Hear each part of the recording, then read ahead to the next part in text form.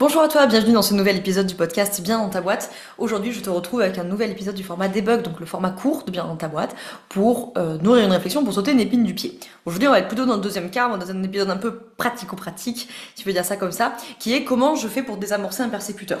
Donc, on est dans le triangle de Karpman, sauveur, victime, persécuteur. J'en ai déjà parlé plein de fois. On te met des épisodes dans la description si tu veux creuser un petit peu le sujet, si tu viens d'arriver ou si tu te souviens pas bien avec ça. Bon. Donc la position du persécuteur, petit rappel en 2 secondes, c'est la position que tu utilises quand tu es dans la domination, quand tu es dans la critique de l'autre, critique non constructive, hein, bien entendu.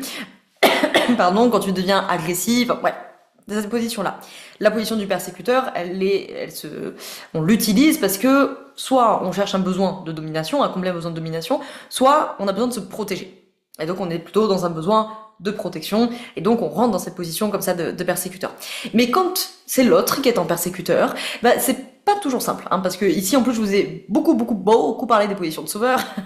On a plusieurs fois parlé des positions victimaires, notamment il y a quelques temps, on te le met dans la description également, j'ai fait tout un épisode sur la position victimaire, sur en sortir, etc. Et on parle un petit peu moins de la position du persécuteur, parce que c'est vrai que parmi vous, il y a beaucoup des deux premières positions, surtout des positions de sauveur, beaucoup. Et donc, dans les deux cas, que tu aies une position de prédilection de sauveur ou une position de prédilection de victime, ça veut dire que souvent tu vas avoir en face de toi, du coup, des positions de persécuteur. Alors, pour les positions victimaires, c'est jamais très agréable parce que leur paramétrage par défaut, ça va être de s'écraser, ce qui, du coup, maintient le jeu psychologique, hein. Et pour les sauveurs, c'est aussi très difficile parce que s'il y a bien une position que les sauveurs ont en horreur, c'est les persécuteurs, hein, clairement. Donc, la question à 10 000 balles, pour être efficace, comment comme fait, quand il y a quelqu'un qui rentre en persécuteur face à nous, comment je fais pour le désamorcer? Grosso modo, il y a deux grandes manières de faire. Okay. La première, c'est que tu peux lui formuler la même réponse que ce que tu fais au sauveur. Je m'explique.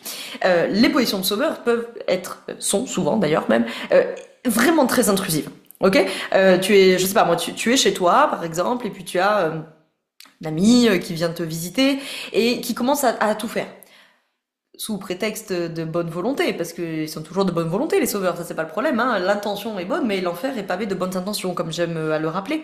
Et donc, parce qu'elle veut t'aider, elle commence à faire ton ménage, à réformer ton frigo, à trier tes fringues, j'en sais rien, bref. Et toi, au bout d'un moment, tu te sens quand même vraiment très envahi, ça commence à devenir un peu bizarre et franchement désagréable. Et donc, au bout d'un moment, ça t'agace, parce que tu lui as rien demandé. Donc elle est en train de se mettre en sauveur et elle va te dire mais oui mais non mais moi je voulais t'aider, et probablement tu vas finir par l'envoyer bouler en disant mais je t'avais rien demandé. Bon. Donc la réponse à faire à la position de sauveur ici, ça serait de lui dire je te remercie pour ton aide, je vois que tu veux m'aider, mais si j'ai besoin de quelque chose, je te le demanderai. Donc là, on avait déjà parlé dans des épisodes précédents.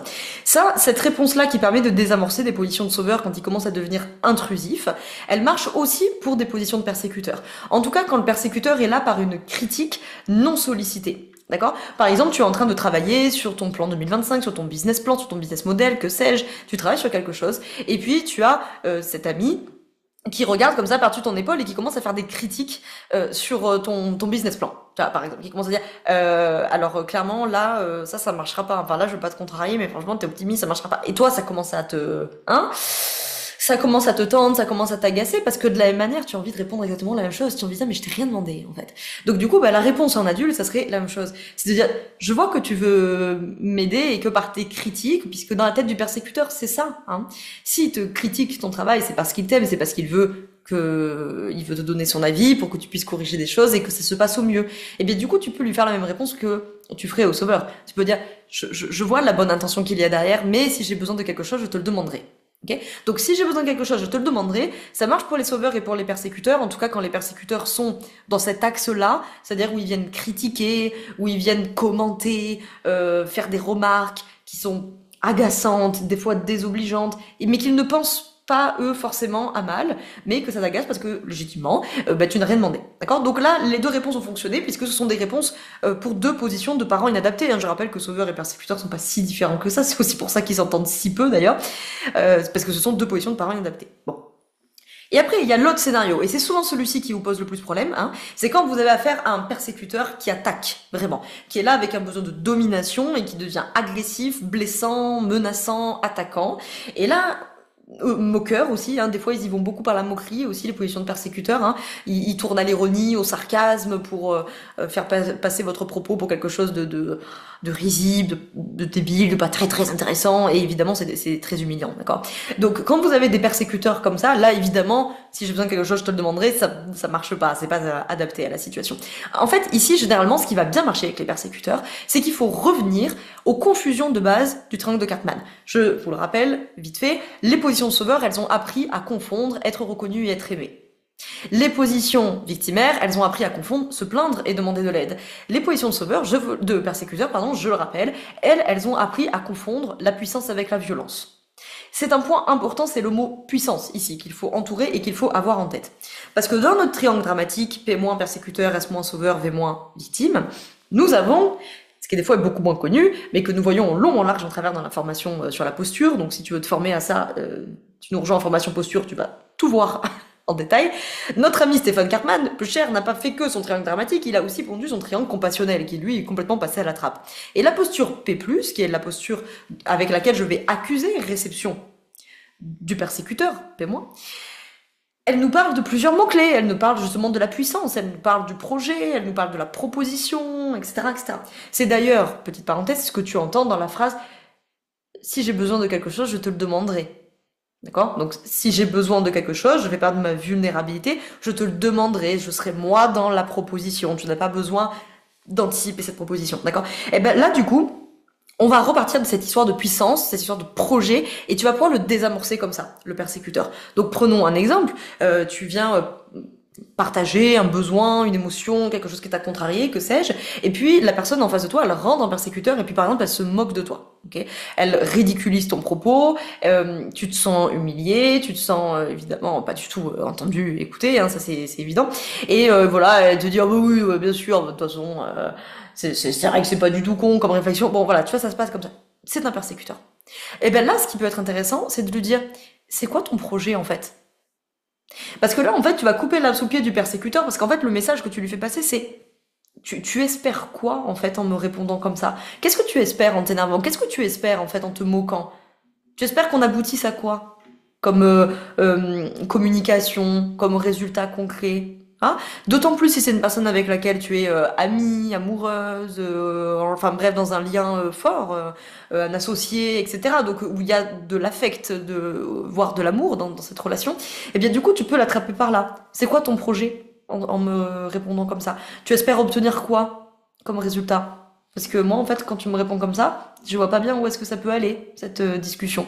Ça, généralement, c'est un bon truc qui désamorce les persécuteurs, parce qu'en fait, ça les ramène à ce truc d'avoir confondu la puissance avec la violence. C'est la même chose quand tu dis à la position du sauveur, c'est gentil, mais si j'ai besoin de quelque chose, je te le demanderai. C'est qu'en fait, tu le renvoies au fait que, en fait, il fait pas ça parce qu'il veut être gentil. C'est pas vrai. C'est pas vrai. Il fait ça parce qu'il veut être reconnu. Et qu'il a appris à confondre qu'être reconnu, c'est être aimé. Ce qui ne veut pas dire, bien entendu, qu'il n'est pas pour autant généreux, altruiste, etc.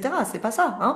Mais ce n'est pas que par générosité et par altruisme que le sauveur se comporte comme ça. Il se comporte comme ça parce qu'il cherche à obtenir de la reconnaissance et qu'il a appris à confondre qu'être reconnu, c'est être aimé. Ok? Bon, et bien le persécuteur, quand tu lui réponds, c'est quoi ton projet exactement?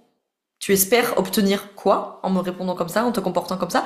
Ben de la même manière, en fait, tu le renvoies à cette confusion que lui, il a appris enfant, qui est de confondre la puissance avec la violence, en fait. Hein. Très souvent, c'est parce qu'ils se sentent intrusés, hein, les persécuteurs qui réagissent comme ça. Hein. Ils se sentent intrusés dans leur territoire et donc du coup, ils ont une posture très défensive qui a tendance à repousser dans l'extériorité la personne ou le propos qu'ils considèrent comme intrusif. Hein.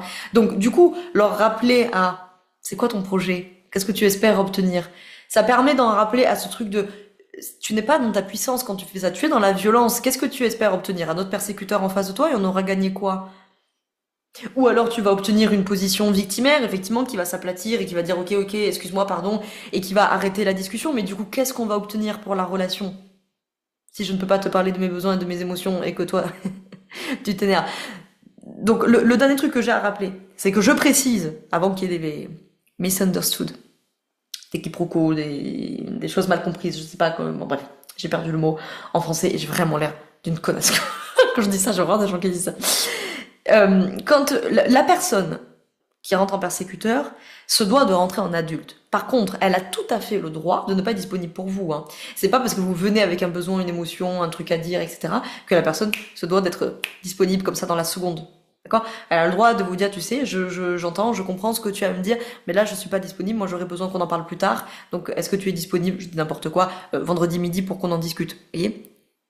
Ça, c'est sa position d'adulte. Hein. Je rappelle, hein, vous êtes dans une position d'adulte si vous formulez une demande réaliste, claire, négociable. Sinon, c'est pas une demande, c'est un ordre. Et si vous donnez un ordre, ben vous êtes vous aussi dans une position de parent adaptée. Faudra pas s'étonner d'avoir un persécuteur en face qui vous envoie bouler. On est d'accord. Hein. Par contre, si vous avez un persécuteur entre guillemets sorti de nulle part, ils sortent jamais vraiment de nulle part, hein, c'est qu'ils cherchent un besoin derrière ça, mais du coup voilà, ça peut être une bonne manière de désamorcer une position de persécuteur. Donc j'espère que ça te donnera quelques billes. Si tu as besoin de travailler tout ça à titre individuel, ben, le mieux c'est de me rejoindre en coaching. Tu as tous les liens dans la description. Si tu es professionnel de l'accompagnement, que tu veux maîtriser ces sujets-là, et je t'invite à les maîtriser parce que c'est vraiment des enjeux que tu auras avec tes bénéficiaires et que tes bénéficiaires ont dans leur vie et qui vont t'amener en séance, eh bien la formation dont tu m'as déjà entendu parler 25 fois, apprendre à être accompagnant ou accompagnante, donc la fameuse formation à la posture dont je parle tout le temps. La promo 9 attaque le 25 mars et il reste encore quelques places. Alors aujourd'hui ce podcast il en reste 8, mais d'ici que tu l'écoutes, probablement il en restera moins, donc il faut s'en occuper et donc on te met avec accès à tous les liens dans la description pour aller voir cette formation et réserver si tu souhaites ton appel gratuit, ton appel découverte. C'est gratuit, ça n'engage à rien, ça prend 30 minutes et ça permet de savoir si la formation elle est faite pour toi parce que ça ne revient pas au mieux avant fin 2025 si rien ne s'y oppose, sinon ça sera pour 2026. Eh bien voilà, je t'ai dit tout ce que j'avais à te dire sur cette histoire de, de persécuteur. J'espère que ça aura pu t'aider et puis je te dis à la semaine prochaine pour un nouvel épisode. Ciao ciao.